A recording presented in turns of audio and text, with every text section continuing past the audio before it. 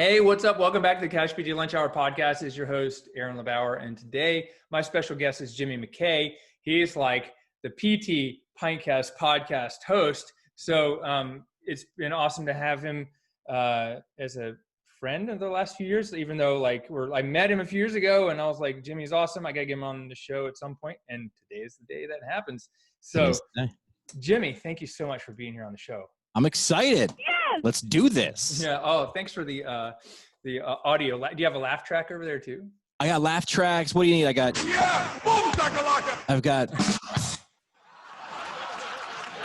Awesome. Yeah. This is the way we keep ourselves motivated, because as we're talking now and recording in, July 2020, social interaction and everything. We were talking about this before we hit record. Like it's like, it's at an all-time low. And for people like me and probably yourself and a lot of people listening, if you're interacting with people less, like you need just something, even if it's artificial, even if to pump you up, even if it's fake piped in crowd noise, right, like the professional sports are using. I need that. So I've always got my hotkeys ready to go. Dude, that's awesome. Is there a certain program you use? Because when at PT BizCon, after I was doing it, I realized I need like a clap track and all that stuff. Is there there's a couple different apps. I use a Rodecaster Pro. So this is like a specific piece of, that's hardware, but you can do software. There's iPad. Rogue Amoeba is the name of a company that puts out a bunch of just really cool apps that specifically for audio. So they've got one. PreReqs is what it's called. That's a good one. Okay. VIRGAO? FARRAGO. Farrago. Oh, Farrago. Yeah, I'm probably pronouncing it right. Yeah, and good luck spelling amoeba. It took me like 4 tries. When someone's like, check out Rogue Amoeba, I'm like, Rogue, I don't know. And then Google somehow, of course, Google knows everything. Yeah, I've used some of Rogue Amoeba's stuff in the past because they've been around for 20 years. And then there was a Amoeba Records in San Francisco. Yep. So, I got the Amoeba thing going. Well, dude, it's been a few years. Last saw you, I think, at like PPS in New Orleans or something like that. Yeah. Can you just introduce yourself? Like, what I think is so amazing is that I know that you came out of PT school and you didn't just go get a job. You came out and you started a podcast and you started sharing information and disseminating other people's information through radio or podcasts. Yeah. So can you tell us a little bit, like, what were you doing before PT school and why'd you go back to PT school? It's a great question. My parents ask me this all the time. So I was a full-time radio DJ for 15 years. I worked for my hometown radio station after I went to school, got a degree in journalism, mass communication. It's all I wanted to do since I was in 6th grade. I was like, I want to be on the radio. Mm-hmm. And I did that. Went to school, did some internships with some big radio stations, a couple in New York City. One with a radio station called WXRK. It was called K-Rock, and Howard Stern was the morning guy for my year. I was the intern. Was his last summer before he flipped over to satellite radio, and then went out and got a job at my hometown radio station, like literally on the radio station that I listened to Nirvana for the first time on. I was like 12 years old. I remember Nevermind came out, and this was like this alternative, the Hudson Valley's new rock alternative. I was like, I don't even know what that means, but I like it because it sounds angry. Right. And wound up working for my hometown radio station after graduating from undergrad. Worked there for 2-3 years. I wound up not only on the air, but in radio, you're always wearing a couple different hats, just like a clinic. You're not just a clinic manager. You're also treating a clinician a lot of times. So I was on the air, but I was also music director. And that's just kind of like your second in command, really, or second behind the program director. And worked there for a number of years and, always wanted a little more. So moved about an hour and a half away to Northeast Pennsylvania and got to be the music director again at a bigger station. And then a couple years later, that program director, my boss, moved on. And then I got to slide into the big chair and I got to run my own radio station. Wow. And the reason I kind of go really specific through my career in radio is that's all I wanted to do. I was like, dude, I'm done. This is where I want to be. I don't want to go any higher than program director because typically you come off the air if you put a suit on. And I didn't want that. I wanted to be real close. And I did that for about, my whole radio career was about 15 years, but I was a program director for close to 9. At 97.9X, rock station, went to work with cargo shorts and a Guns N' Roses t-shirt, slid in around the crack of noon. I was an afternoon drive jock, so, a little bit of talk show, but a lot of like just playing music loud and taking funny phone calls and giving away beer and CDs and concert tickets. and so it was the life. So the reason I start my story by really painting a picture about radio is that's really what it was like. I mean, it's a hustle, but that's what it was like. And I loved it until one day, here comes that twist in the story. Yep. I just started loving it a little bit less. There was no like traumatic moment. There was no giant change, but I'll tell you the thing I'm holding right now that you've got in your pocket or 2 feet away from you at any time, which is a cell phone. It started to make me think. And I remember being the youngest program director in the room at these big meetings for the company that I worked for. We had radio stations across the country. And I kept saying, like, I don't know, this cell phone thing feels like it's going to be a thing. And this is flip phone time, but I'm like, these guys figured out flip phones. Like, there's some cooler stuff coming in 5-10 years. Mm-hmm. Little did I know it's going to be even faster, iPhones in a couple of years. And radio wasn't pivoting. And I also was just watching the audience be fragmented, right? When we were growing up, there was like 3-4 channels. So I was like 2, 4, and 7 PBS. And now there's like 50 million TV channels. Right. And you can get Pandora and Spotify and the iTunes. This whole iTunes thing blew our minds. And I'm just watching radio not pivot, and it's making me nervous. And I look back and I'm like, man, I worked my whole life to get here. I don't see a future in this. Yeah. About what year was this? I left radio in 11. Okay. So this is my stomach turning is probably 08. And okay. So I quickly was like, what am I going to do? I'm going to leave. And I started to go, I have 1/3 of an MBA. I don't want to brag here, Aaron, but I went through the first year of getting my MBA and I didn't love it. Yeah. And I took some good advice, which is I probably would have been like, well, I got to hammer through and do 2 more years, but I didn't because I was like, I don't even love it took an LSAT prep course for like a month. And then I was like, how can I get my money back? I have no idea what's going on here. I was just kind of shopping. Right. And then I was training for my first Ironman triathlon and I was cycling with a bunch of goons out at this Harvey's Lake in Northeast Pennsylvania. They just meet up a couple nights a week and just go pedal through the hills of Pennsylvania. And I loved it. But what I really learned there was this one guy, kind of the crusty old guy. And after a ride, we'd be sitting around eating pizza and drinking beers. And people would be like, hey, my hip or my knee or my ankle or my back. And he'd literally just kind of inhale and ask 1 or 2 really skilled questions and be like, tell me about this. How about that? What if you did this? And watching their posture, the people that were asking him change from kind of looking like they were in pain to almost like they stood taller. And when they walked away from him, I was like, man, he didn't even touch him. What did you do? And I was like, man, what do you do? And I'm a physical therapist. So I was like, man, that seems cool. And I thought the parallels between communications and physical therapy, which we can get into, but even there, I was like, that's cool. Like a cool interaction one-on-one, where in radio, I'm one on many and I'm in a studio alone, which is ironic if you think about it. You take people, and you put them in a studio alone. The good thing for me is we had, a phone line so I could get people calling in and interacting with them. But I was kind of drawn to this. Ooh, look what he just did there. So a couple steps there, but started taking my prereqs because I was a journalism major. All my prereqs were like, none of those things were transferring. And so I was taking anatomy, biology, chemistry, all that stuff while I was in the studio.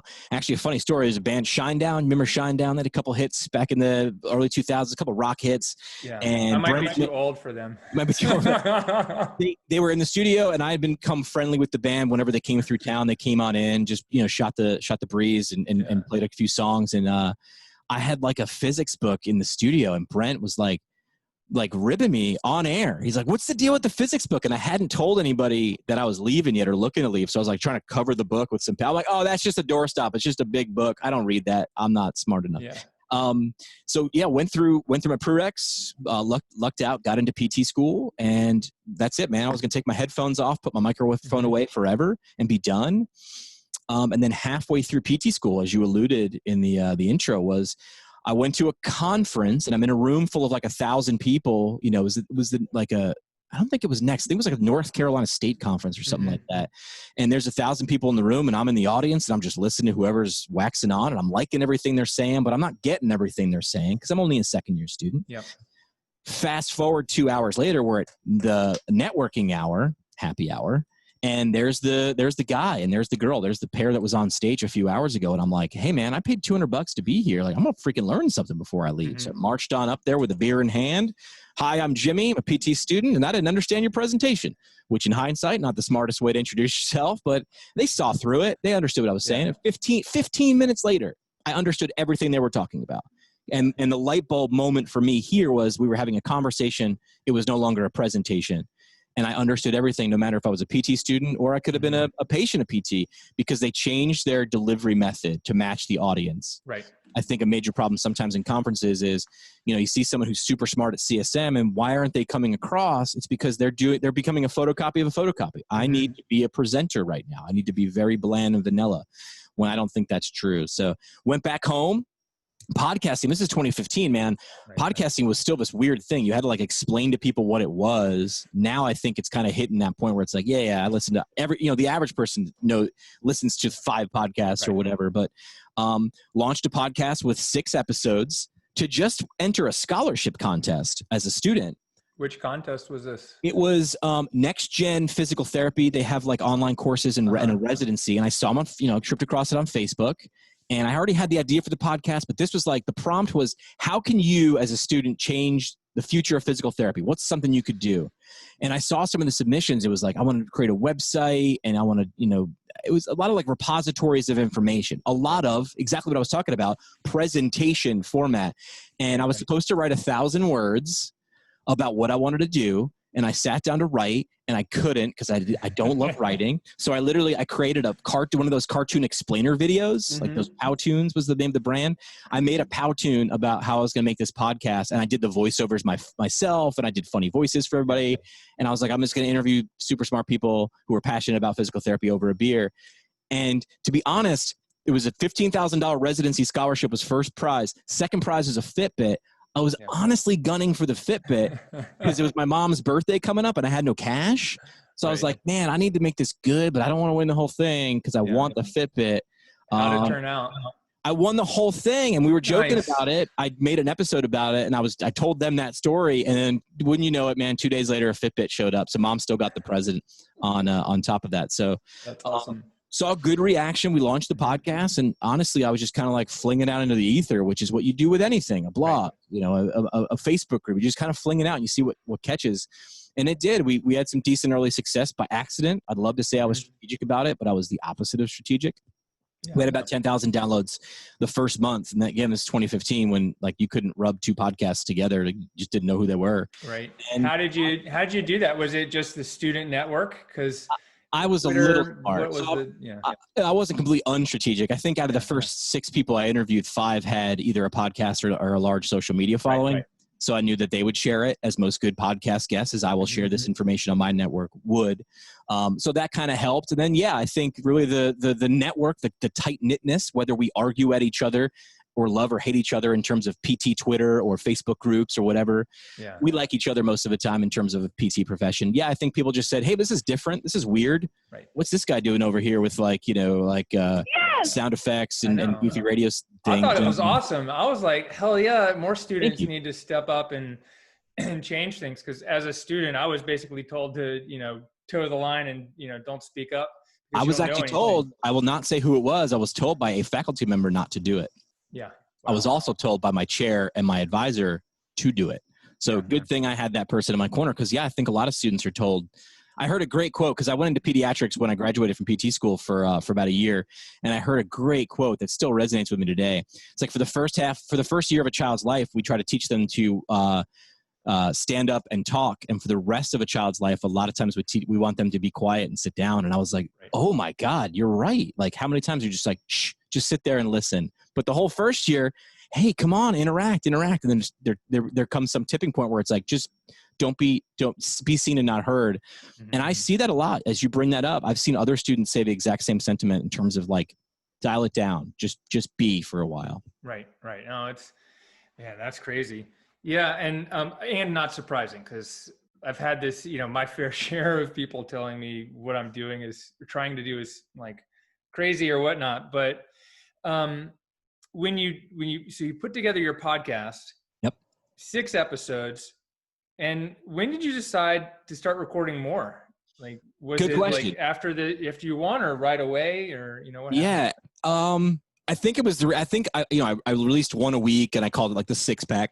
I was being all hokey and whatever, but because I was doing it over a beer. I think it was after the second or third when people were chiming in. I was like, oh my gosh, I stepped out and people were super nice about it. They were like, this is great.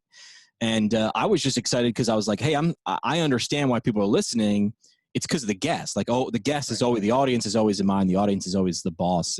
And they were going, hey, this is cool. Who else are you going to talk to? And I was like, I was kind of just going to do 6, and that was going to be the cool, funny thing. And then I realized I was having fun and learning something with each episode. So why not keep going? So that was 2015. And I think like as we record today, we're at like episode like 750. I stopped counting at some point just because I was bad at, counting and organization. But yeah, we're past 750. Holy cow. Congratulations, man. I'm Thank only you. at like I'm in the upper 180, I mean, like 180 or something like that. I haven't hit 200, but that's a lot though. Like I think the average podcast goes 9 episodes, like stops at 9 episodes or less or something like that. The last time I read that stat, it's crazy. It's a lot of work. Yeah. I started mine as a web show right around the same time, 2014, 2015. I started doing webinars because I was like, like you, I was like, well, I want to write a book. I was like, I'm not really good at that. I'm better at, drawing pictures, but my art stinks. I'm really good on video. So I started doing videos. And when I launched the podcast, I had 43 episodes to launch with because I'd done them all in these live videos. So boom. See, like what you just said there was like, you recognize, which is why if you want a formula for success, like there isn't one, but they're kind of like, there's gotta be elements to it, which is like, do you have something good to say? If the answer is yes, okay. Next step, what's the best way to share it? Like people come to me and they're like, I want to launch a podcast. And then I wind up talking them out of it. Well, not talking them out of it, but I talk them through it until they're like, oh, I actually don't want to share information that way. Right. But typically they will wind up talking themselves into the way they want to share it.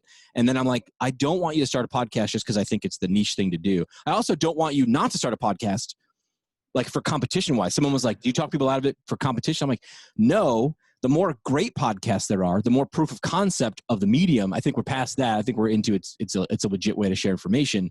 But I don't want you to get into it and then hate it and then say podcasting sucks, which is similar to physical therapy. If you get into it and it's whatever you're doing is wrong, either you got a bad clinician, you're not following through, whatever it might be, and you go, physical therapy doesn't work. Mm-hmm. So don't blame the intervention. It's like it probably wasn't a good fit, or you didn't follow through. You didn't have time. There's other elements to it. Right. And even sometimes the way we learn is not the best medium in which we can convey our information. Yes. Bingo. Yes. 100%. People be like, I'm very visual, but I have no graphic design skills whatsoever, but I love like just doodling Venn diagrams or whatever, but no one would ever want to see my Venn diagrams except for me because they wouldn't understand what the hell is going on. But yes, agreed. Yeah. Yeah. By the way, I don't know if you I remember you said you were a DJ. I didn't actually know you were a real DJ. Right. I was a DJ for 2 years in college at WXDU, where all we did was play records and barely spoke. We do a station ID. Nice. And, we created our, we would create creative station IDs on our 2-track, what is it? 8-track thing is 2 tracks. And we would do that kind of stuff. And I did that for a while back when there was no digital radio. Reel to reel, man. So I came in just at the tail end of reel to reel. So I've edited tape. I've cut my fingers on razor blades and stuff like that with, if you have no idea what cutting tape means, you're wondering why I'm holding a razor blade. When you edit, it used to be an actual razor blade. So yeah, so I was actually the program director for 88.3 WSBU St. Bonaventure. And we used to do the same thing. And that was my role at the radio station in college. And that was one of my feet in the door, which was, I'm to get a job in radio after school. I'm like, I know how to do a little bit about everything. I am not the best at anything, but I can do a little bit of everything. So that's why I try to make my podcast sound like a radio show, because I don't think I could do it any other way, where I've got those things just as you're talking about. This is the PT Pinecast. Stutter, cool voice, whatever. That's how I put my foot in the door and was able to do it. I was like, I'll do promos, commercials. And that's that's what they give you, the bottom of the barrel when you start in radio. It's here, go record these bunch of commercials that we just need done. Here's a bucket of tape. Go record on it. So yeah. So when I say DJ, a lot of people are like, oh, like a bowling alley DJ or a wedding DJ. I'm like, radio broadcaster, I guess I should say, to be more accurate. Yeah. Well, the thing that disappoints me nowadays is that when people still call themselves DJs, but they don't have records. Do you have an opinion on spinning records versus playing music off your iPad, which is more like making a playlist rather than DJ? Right. Well, to be honest, most of the radio, by the time I got in there, I should say in the beginning, we literally were using CDs anyway. Yeah. So we had 3 CD players, 1, 2, and 3, and you literally had to jockey them. You had to make sure you were hitting, throw the little sound effecty thing or whatever, and then make sure that the next CD or whatever started in time. You actually rode the board, which is bringing up those levels, fading in and fading out. And then, like you alluded to now, Things are loaded into MP3, on most radio stations, and they're fading in and fading out automatically. I tell people all the time, like I could have dropped dead in the radio studio. No one would have noticed because the songs would have kept playing. But there was a little something to it about really knowing the music in terms of so hitting the post, right? Yeah. So hitting the post is a term when one song starts and the music starts, and then the radio DJ can talk over that intro up until the lead singer starts singing the first note. So hitting the post is when you're like talking, you're like, hey, coming up, we're giving away a Toyota Tercel coming out down the street. We're going to Steve's Toyota. I'll be there at 5:00 here on 97.9 X. And when you hit the X, that's when like Zach De La Roche comes in on like the Rage song or whatever singing. And you're like, how did he do that? And like, there's a timer on the computer that actually counts down till 0. You know it when it says 0, shut up. Yeah. But there was something about it when you were doing it on CDs. You had to memorize that stuff. Right. And you kind of just heard it, you knew it, and you're like, I got 5 seconds. Okay, better wrap it up. So there was a little bit of an art to it. Yeah. Yeah. We had to take the record and you'd have to find the spot which the music started, back it up 3/4 so that when you press start, it wouldn't start slow. It had have time to come up to speed. Wow. But, that's real. I wasn't there for that. I was on reel to reel, but that was just commercials. Yeah. That was legit. Yeah. That was in 93, 94, 95-ish. Right. Wow. That's legit. So, well, man, so you went to PT school. Was your expectation just to get out and go get a job? Yeah. Oh, yeah. I mean, running through PT school, I was like, I just want to work with people. And then the podcast thing was, again, just like a goof still. What changed and when? I still felt like a misfit in PT school. Like everybody was so sure I'm going to be an orthopedic physical therapist. I'm going to work with these patients and this. And I was just kind of like, I don't know. I kind of like everything, but I don't love anything. And I didn't know what I wanted to do. So I actually walked into my chair's office and I was like, I think I'm done. I went on one rotation with a large physical therapy chain, a lot of locations across the country. And I was there for like 6-7 weeks. And I was like, this sucks. Like, I hate everything about this. Yeah. And I was like, if this is what I'm going to school for, like, how much money can I save if I punch out now?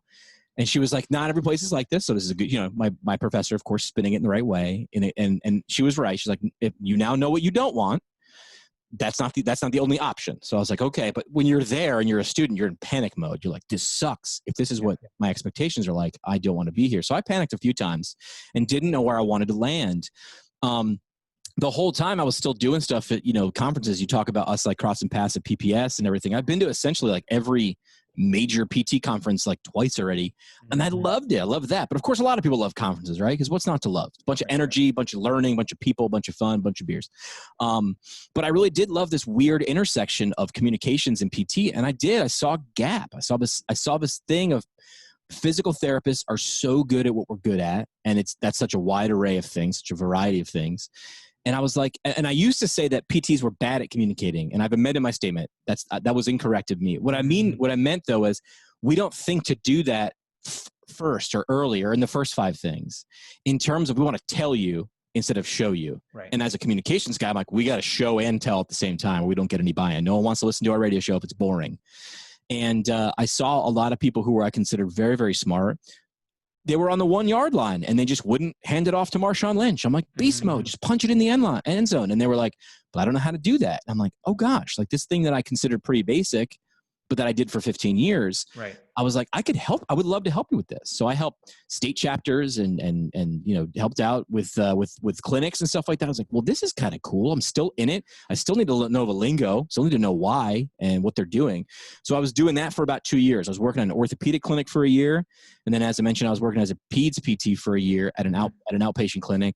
But the whole time I was still doing this weird communications thing. And then that was one moment I was like, I think I want to do this full time, but like there isn't but anybody doing this full time. So I don't even know who to ask or who to ask permission for me to allow to do this or where do I go?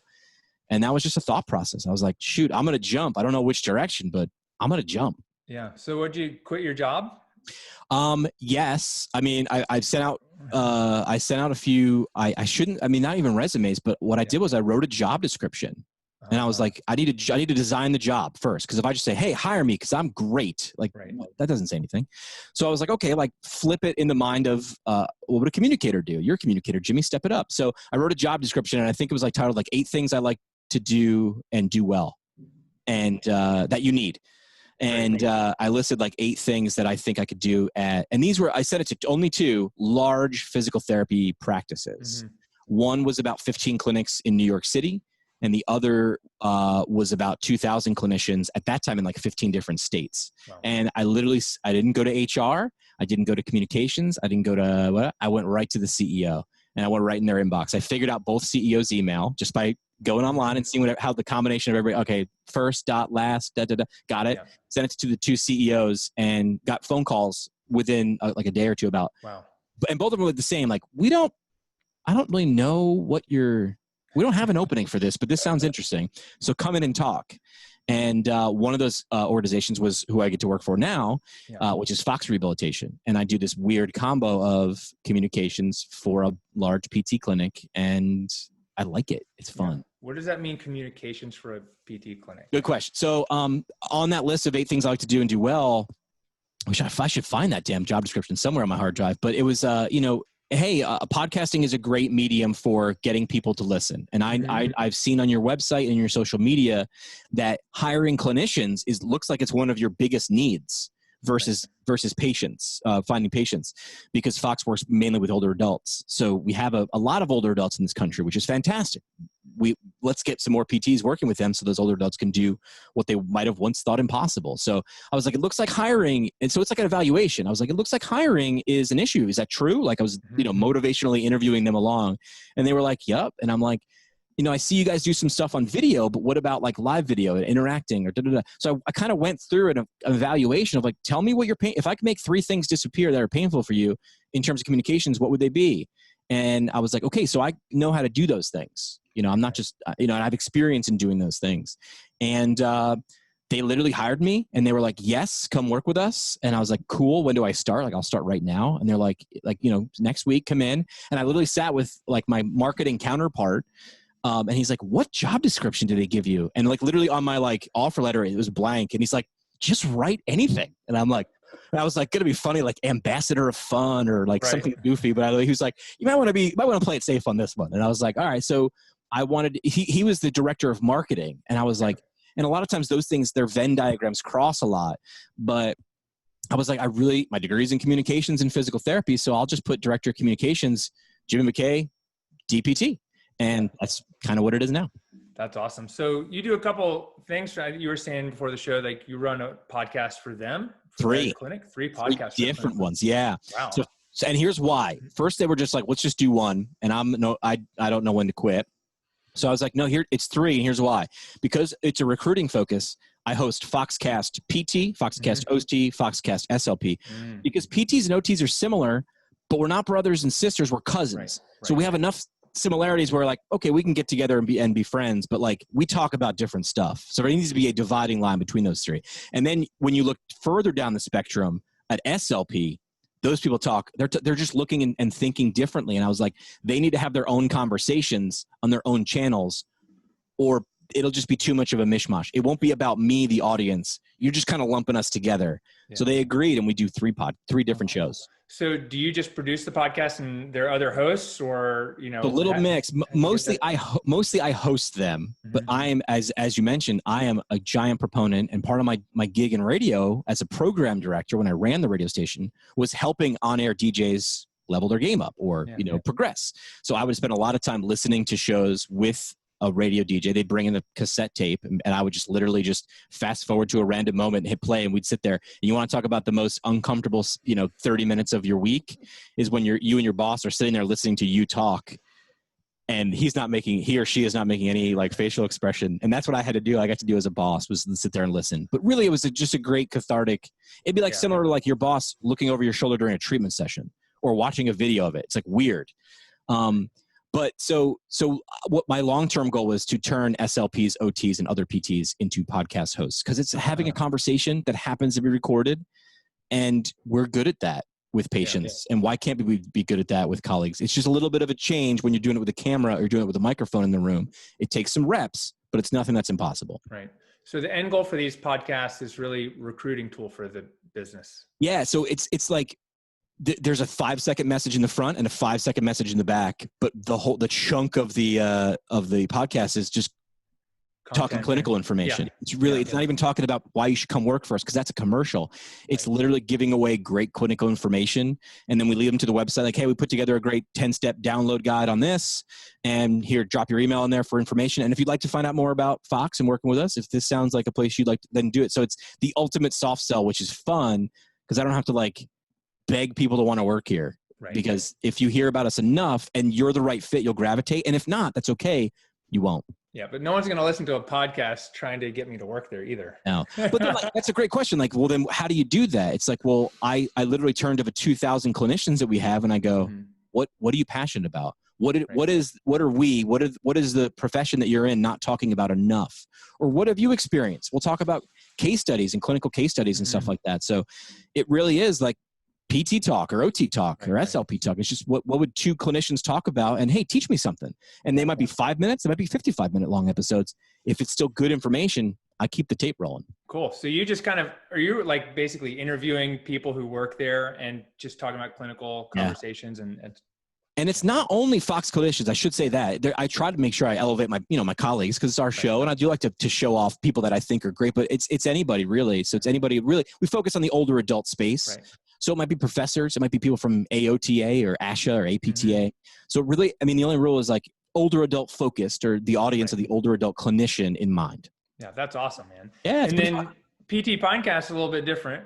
Yeah. And number one, like I want to say it's PT Pinecast. So you're always introducing the beers you're drinking. So I do that. Yeah. I'm doing just a Yingling prior to Pottsville, Pennsylvania today as we drink on the show. I like to say, and I figured it out. Have you ever read, Building the Story Brand by Donald Miller? Is that something? It feels like something you. No, I've heard of it, but I have not read it. You dig it, just because a lot of things that I see you do, he's just putting words to the things that you're already doing. So you and he are kind of in alignment without you knowing it. So I created a log line, which is like one sentence to describe a movie, right?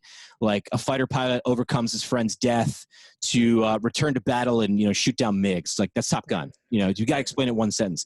So I tell people it's a podcast that saves physical therapists from missing out on amazing insight, remarkable ideas, and motivational stories in the world of physical therapy. And my mom was actually funny enough. She's like, you're trying to be like the Jimmy Fallon of physical therapy. I was like, ooh, I'm going to use that. But yeah, I try to be Jimmy Fallon's really a catalyst for a lot of great conversations or goofy games or whatever. And he has no problem making fun of himself or being the person in the room is like, I don't understand that. Like, explain more.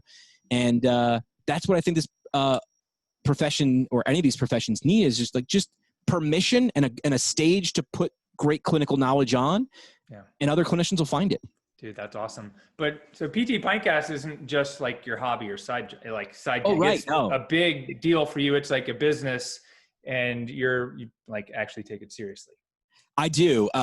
Through PT school, I was doing about 2 episodes a week, and now that after graduation, I kept that up. Now we're at like I don't even know 3 or 4 a week. Sometimes even more, and we'll try to spread them out. But yeah, I had people approach us to advertise as early as a third-year PT student. They're like, hey, we spend a lot. If you want to get nitty-gritty business, which obviously PT Biz, we can get into cat. So if you build a large enough audience, if you're CBS, you can say, hey, we're going to put programming on, but then we're going to put some ads in between whatever game or show we're running. So you can do that. So, I mean, I started looking to look at, hey, is there like a monetization? Because again, this is 2015, 2016. It really wasn't a thing. For the regular people, like for the Joe Rogans of the world, that was just easy. But I looked around the expo hall at like a CSM and I was like, man, what do you think those 10 by 10 spaces cost? And I looked it up. I'm like, what do you think what do you think those displays cost? Like to make one of those backdrops and tables and make it look good, like a lot. How much is to make brochures and ship them there and send to people and feed them and house them? I was like, oh man, dude, the internet for those spaces can blow you out of the water. If you want electricity, you got to pay more. If you want a chair, a garbage can. So I was like, man, these organizations are spending a lot. And then now follow me on the math. Now we'll get like really objective, right? So the largest CSM we've ever had, I believe, was 19,000 people. I think it was a lot in Denver. I think we had 19,000 people or something like that. So, all right. So let's say you got your own booth and you paid $25,000. $25,000 to be there, which is not a stretch. Like, that is legit. And that's not like prime real estate either. That's not like a web PT with the thing hanging from the ceiling and the rotating banner and the freaking kiosks, because those guys they're going for it. Right. But everybody there is going for it because they recognize it's important to be in front of an audience. Right. So, but imagine you're at a conference with 18,000 people, and by some stroke of luck, there's a line 18,000 people long. It'll never happen, but you've got it. And every one of those 18,000 people stops and talks to you or listens to you or interacts with your brand somehow for 30 seconds. Like, I'm not even good at math, but 18,000 people just lined up, right? So we're going to do 18,000 times, I'll do 0.5 because we'll do minutes. That's 9,000 30-second interactions, right? Or $1.38 per person. Bingo. So $1.38. So I go, hey man, you're paying a whole crap load of money to get, and let's be honest, how many are you getting? And I know of some organizations, I know their count. They're scanning badges, right? And that's their count. And their counts are not 18,000. That's just not possible. Right. But I'm saying, let's pretend. And I'm going, hey man, and at this point, I'm still a PT, I'm third year PT, so I'm getting 50,000 downloads a month.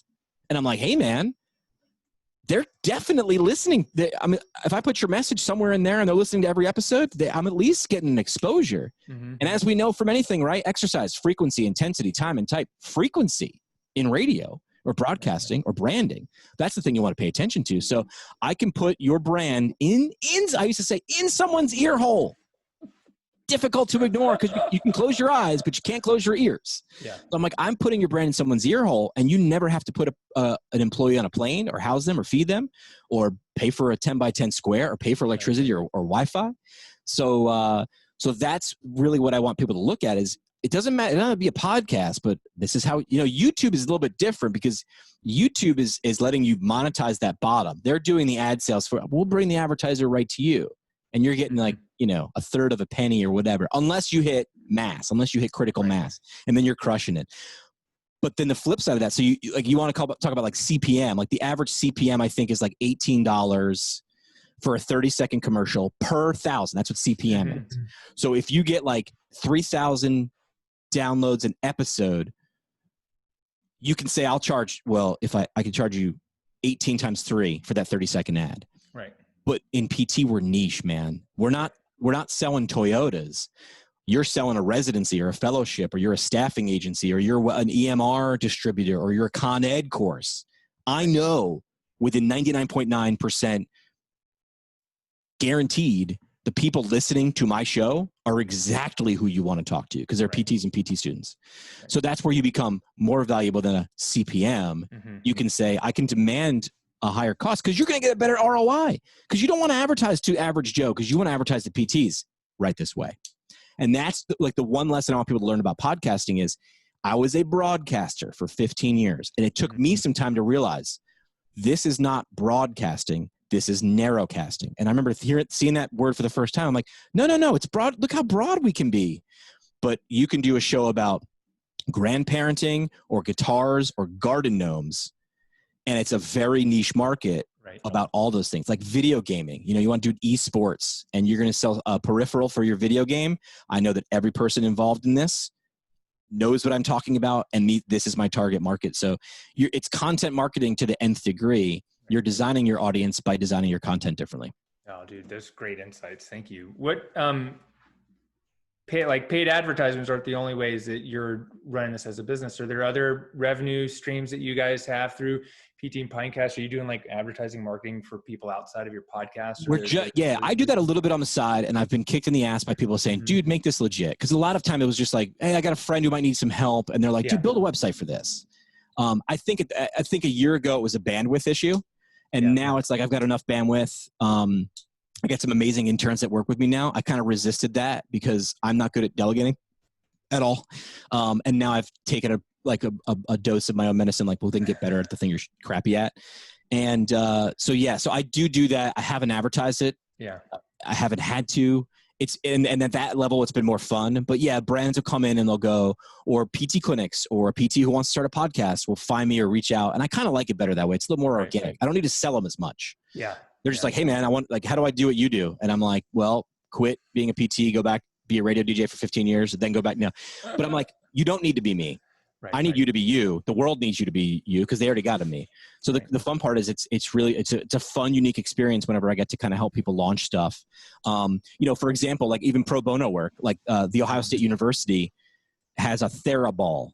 It's a Foundation for Physical Therapy Research fundraiser every year. Well, it's COVID, dude. They can't do it. Now they're going to lose all this money. Like that sucks. So somebody was like, call Jimmy. He'll have a weird idea. Or somebody at Fox coined this phrase. They're like, call Jimmy into this meeting. And they're like, why? And my friend Anthony goes, he'll just do Jimmy things. And I took that at first. I was like, I don't know what that means. But for him, it was a compliment. It was like, I don't know. He's going to come in here and look at it differently. Like a lot of you can. Again, I'm not trying to make this like, well, Jimmy sees things no one else can. I just look at things from a weird angle. That's my angle. I can only look from that angle. Mm-hmm. You have that angle too, whatever it may be. So Ohio State is now, working with me. We're going to develop a virtual event. But I'm like, it can't be a Zoom thing, right? I'm like, we need to make this a show. And they're like, we don't know how to make a show. And I just like, I know how to make a show. That's what I bring. But someone else would bring a different twist. Right. And mine isn't better than theirs. It's just different. So I do things like that. We have a second podcast too. I kind of created something that I wish this was around when I was a student. Mm-hmm. I created NPTE StudyCast, which essentially is like the opposite of Pinecast. So Pinecast might be 20 minutes, might be 50 minutes. Yeah. These are like 5, 7, 9 minutes. Like, dude, explain Parkinson's disease to me. All I need to know is what I need to know to pass the NPTE to get one question right and then move on. So it's just the basics. So I find like board certified clinical specialists in all these different areas. And I'm like, here's 6 questions. Like, describe it, signs and symptoms, how do you test it, differential diagnosis, how do you treat it, zip it, move on. Nice. So it's just a different way to do information knowledge translation. So I dig it, right? So people are like, why do you do so many? I'm like, I like it a lot. Like I get energy from it. Yeah, dude, that's so awesome. Yeah, no, I get it. I think one of the most important things that you just shared for people is when you encounter a problem, sometimes you can't see the solution, someone else can. And It's not just that someone else who thinks linearly like you do. It's like someone else who's got a different viewpoint, a different angle, and can figure out like, what's the creative way to make this happen? You want to see a parallel between communications and physical therapy? Yeah. We'll be at a barbecue, right? Physical therapists. You're not a business owner. You're not a content creator. You're just a physical therapist, right? Try to take those minds out. And you're standing in the backyard and some guy that lives down the street is in your backyard barbecue. And he says, I got back pain. And you're like, dun, dun, dun, dun, dun. I am a movement specialist. I'm an expert. I got this. I know back pain inside and out. I can help you. Right. So you approach and you say, hey, let me know if I can be of any assistance, however you approach them. And their response a lot of times is either, sure, I'll give you a call, and maybe they don't. Or in their head, they're thinking, I don't know, can I just Google this and read a couple of blogs or watch a couple of videos or like whatever? Can I just get a roller or the tingly thing? Shaq is selling a tingly thing that I think it works. And we, as a profession, will rage. You're like, dude, I went to school for this. I'm an expert at this. Right. You might get better, but I can help you get better faster. Or, hey, I can help you do other things and achieve your goals, right? That's our common gripe. And I agree with all that. Now flip it. Imagine you're a content creator and you're having a barbecue and a physical therapist comes in, and instead of back pain, because that's their jam, they're saying, man, I've got this website. I did a Squarespace and it's pretty basic and it looks great because I just followed their template, or I launched a podcast myself. I just Googled it, man. And you're saying as a physical therapist, but I saved myself a ton of money. And it's like, I know you created it, but if you're wondering why it doesn't have legs, it might be something really easy that a content creator, a graphic designer, a podcast host, something could have done. That's their jam. So it's when you don't use, like there are a profession of people that work on back pain. There's a profession of people who work on communication stuff. And we tell people all the time, I can't believe you pay $100 for a massage therapist, but you only want to pay $48 for a physical therapist. And that's too much. We do the same thing with graphic designers, man. How much? That's going to take you 5 minutes, man. Can you just do that for $5? Do that graphic design? It's like, man, I learned this for 25 years. PTs say the same thing, but we resist like everybody else. Yeah, no, man, that's so true. But podcasting isn't really as difficult as you make it sound, or it doesn't even have to be as polished as what you created, right? No, I mean, there's some great ones that are like, grimy. Like mine sounds like a radio show because that's what I know, that's also what I dig and get hyped about. It doesn't. I mean, is there like a simple, like 3 simple things that if someone's like, I want to do a podcast and I know I like talking a lot, right? And I want to do something, like, what are like the 3 things that people need to have or do to get started? Like technical stuff or like thought process stuff, or like, cause I can do either. Yeah. Maybe 2 of each. Yeah. I mean, so you could buy a $50 snowball mic, on Amazon. I mean, or you could just use the mic built into your Mac, or, I mean, there's voice recorder apps. Now it's going to sound like that, but that's okay. That's where you want to start. Test it out. You've got GarageBand on most if you wanted to edit a little bit, or don't. I mean, you could do it on Anchor FM, which is a free site. You could do it on SoundCloud, which does hosting. You could do YouTube, or just do a video recording and flip that over to audio. But in terms of thought process, I say, like, what things are you solving? Right. Like, how are you going to describe what your show is? Hey, listen to my show. That's about me. Like, hey, it's a podcast that saves physical therapists. That's me. From missing out on amazing insight. Ooh, I like that. Remarkable ideas. Ooh, I'd love to have some of those. And motivational stories in physical therapy. Oh, okay. That whole log line tells you about you. And if that doesn't speak to you, then you should not listen. This is not for you. But if those 3 things speak to you, so I would say, like, what are you going to talk about? How the grunt test is a great test, and we do it even if you've never heard the grunt test. You ready for the grunt test? It's 3 things. Number 1, what do you do? Number 2, how's it going to make my life better? Number 3, what do I need to do to get it? And you got to answer those questions for the audience, right? So a podcast, that's how I get it, that saves physical therapists from missing out on, that's how it's going to make your life better. Insight, remarkable ideas, motivational stories. Oh, if I don't listen, I'm going to miss that? Yes, in the world of physical therapy. So what do you do? How's it make my life better? What do I need to do to get it? You need to answer that every time. So when I see podcasters, especially like, in PT, when they're sharing, like, we sat down to talk to Jimmy McKay and he told us about him. It's like, I don't know where I jump in the story, because this sounds like Jimmy McKay is trying to talk about Jimmy McKay, but really it should be like Jimmy McKay leads you through, like, his journey, which will teach you how to use an unconventional background in physical therapy or start your own whatever. So it needs to be about me, because I'm egotistically the most important person in my life. Yeah. I mean, that's the same thing that I teach when I'm teaching people how to write sales pages and emails. You're not writing about yourself. You're not even writing about your credentials and your OCS and all this stuff. It's who's the person that is your target, and you're writing to them. You're speaking to you. Yes. Like them. You need this. Yes. It's not I need this, you need this. And it's not even you all need this. It's you, one person. Yeah. I mean, why do you think those infomercials work so well? Like when you hear them, like, I get it. Like, it's a little cliche. Like, they're like, but wait, there's more. But it's like, the way they're speaking is they're presenting a problem, and then they're like, oh my gosh, look what I have here. The solution to that problem that I just asked you if you had. It just fell out of my pocket. What? But writing sales copy, super easy until you sit down and do it. And it doesn't work. And then you're like, well, email marketing doesn't work, or, targeted Facebook ads doesn't work, or physical therapy doesn't work. It's like, well, wait, hold on a second. Let's dive a little bit deeper. I posted something online and it didn't work. Okay, well, you need to tell me more than that. And it's like saying, I did physical therapy, it didn't work. Tell me a little more about that, because you're just telling me, you're not even telling me what you did, how you did it, who you did it with. So sales copy, when you read it, you're like, yeah, this is super easy. I could write that. Well, sit down with a blank piece of paper and then try to create your own or something new. And that stuff gets hard. It's tough, but it's something that can be learned, just like everything else. 100%. Yeah, because it's a mindset thing, and failure and reps. And I get it. Now I'm writing from. Let me sit here and put myself in their perspective. You want a perspective story that I have? Yeah, of course. Coming out of college, jobs in radio, super competitive, right? And I wanted to work for a rock station in my hometown, so I had like one station to get a job at. And of course, everybody in there, back then, I don't know about now, but everybody back then was like, I'm going to be a rock DJ.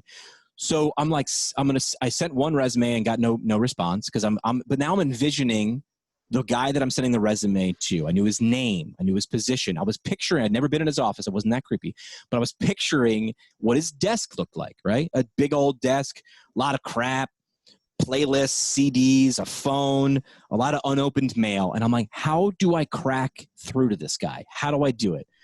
So I figured this out. So I took my resume, dropped it in a box, took my demo CD, put it in a box. I took a $20 burner phone, seen Breaking Bad, the burner phones, put 20 bucks on it.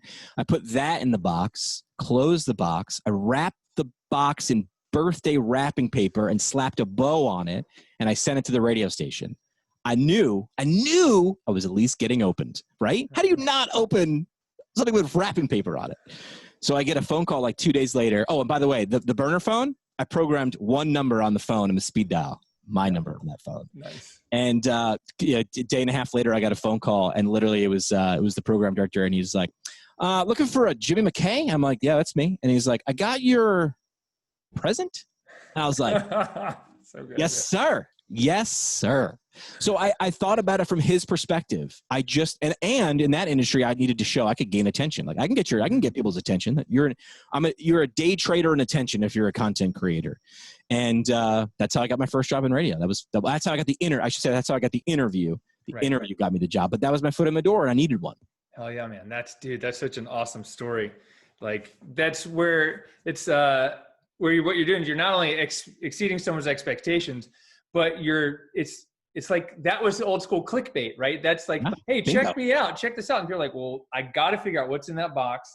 And then now that they're in there, like, may as well look at the note and, hey, I'm just going to pick up the phone and dial it and see what happens. You know? Man, what's the guy like? Yeah, what's the guy or girl like that made this? Like, what's wrong with them? Another one was I sent another one out simultaneously, different radio station, one market over. Took my resume, blew it up, big, laminated it, huge, 2x2 maybe. I put it in a pizza box. I put a pizza on top of it, and then I delivered it to the radio station and wrote, "Hey, we're from the pizza place down the street. Free pizza for the on-air staff, like they can have it." Now, I'd worked in radio stations. I knew you put free food in a radio station, 5 minutes later, gone. Gone. So I'm putting myself in there like, how do I get word of mouth with the staff to get them to be like, who's this dude? And as they're eating, every slice is a puzzle piece. And they're like, the hell's in the bottom of this box? A freaking resume. I got a phone call a week later for that, but I'd already gotten the other job. Nice. Dude, that's so awesome. Well, before we wrap up, is there anything else you think, or ninja tidbit for people that have a podcast, or any other pointer you think that people who are listening would get that maybe I didn't even ask you? Yeah, my parting shot is always with people is a line that's the same kind of forward and backwards almost, which is listen like your audience talks, talk like your audience listens. Mm-hmm. And I put listen first because I think that's most important. So listen like your audience talks. If you're trying to reach 14-year-old kids right now with a product, if that's who you're selling to, and you're not on TikTok, you're not listening to how they talk to each other. And then you need to be talking like they listen. So just put yourself in the mindset of who you want to actually communicate to. And honestly, like it needs to lead with a give, or it needs to lead with something like, I'm here to solve your problem. But you need to act more like Yoda and less like Luke Skywalker. You need to be like, I'm the guide that will usher you through. I'm not the hero to steal the thunder. It's your thunder. I'm just here to help you through. So I would say listen like your audience talks, talk like your audience listens. Hell yeah, man. That's so awesome. Thank you for sharing that. Yeah. Jimmy, if someone wants to look you up, find your podcast, where's the best place for them to find you? Yeah, ptpinecast.com, but it's on all the socials at PT Pinecast and on iTunes and the whole nine, and Foxcast as well, and then PTE Studycast. So put them where all the good and crappy podcasts are heard. That's awesome. Well, thanks for joining us and taking. Yeah, my pleasure, man. Thanks for having me. Yeah, absolutely. Well, if you guys are listening, this is Aaron LeBauer and Jimmy McKay for the Cash PT Lunch Hour podcast. Go home, grab yourself a pint of beer, water, LaCroix, or whatever it is you want, and take a listen to our shows. Please, if you got anything out of this show, take a screenshot of it, shout it out on Instagram story, tag both of us. I'll reshare you, and I'm sure Jimmy will too. Heck yeah. We'll see you guys on the next show.